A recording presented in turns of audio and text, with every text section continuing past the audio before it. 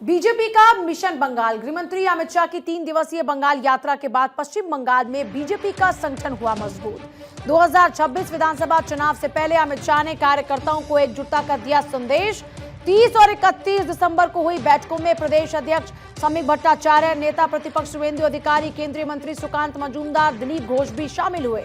अमित शाह ने नेताओं को निर्देश दिया कि हफ्ते में कम से कम 4 दिन अपने क्षेत्र में रहें, रोजाना 5 से 6 नुक्कड़ बैठकों के साथ घर घर जाकर जनसंपर्क करें। अमित शाह ने साफ कहा कि आने वाले 2 महीनों में प्रदर्शन के आधार पर ही पार्टी टिकट दिए जाएंगे।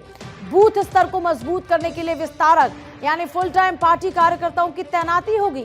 बैठकों में टीएमसी के खिलाफ कथित भ्रष्टाचार, बांग्लादेश से घुसपैठ और सीमावर्ती इलाकों में जनसांख्यिकी बदलाव को प्रमुख मुद्दा बनाने पर जोर दिया गया। अमित शाह ने मटुआ समुदाय को सीएए के तहत संरक्षण का भरोसा दिलाते हुए कहा कि धार्मिक उत्पीड़न झेलने वाले शरणार्थियों को डरने की नहीं है कोई जरूरत। दिलीप घोष की सक्रिय राजनीति में वापसी को बीजेपी में संगठनात्मक एकता का बड़ा संकेत माना जा रहा है।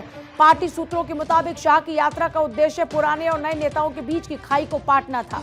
पश्चिम बंगाल विधानसभा चुनाव को बीजेपी के कार्यकारी अध्यक्ष नितिन नवीन की संगठनात्मक क्षमता की बड़ी परीक्षा माना जा रहा है। पश्चिम बंगाल में उम्मीदवारों के चयन में विशेष सतर्कता बरतने पर जोर। बीजेपी के आंतरिक आंकलन के मुताबिक ममता बनर्जी की टीएमसी अब भी बढ़त में है, जिसे पलटने के लिए मजबूत रणनीति जरूरी होगी।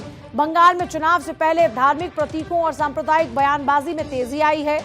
राजनीतिक विश्लेषकों का मानना है कि 2026 का बंगाल चुनाव सिर्फ सत्ता परिवर्तन नहीं बल्कि बीजेपी के संगठनात्मक भविष्य और नेतृत्व की विश्वसनीयता का भी निर्णायक मुकाबला होगा।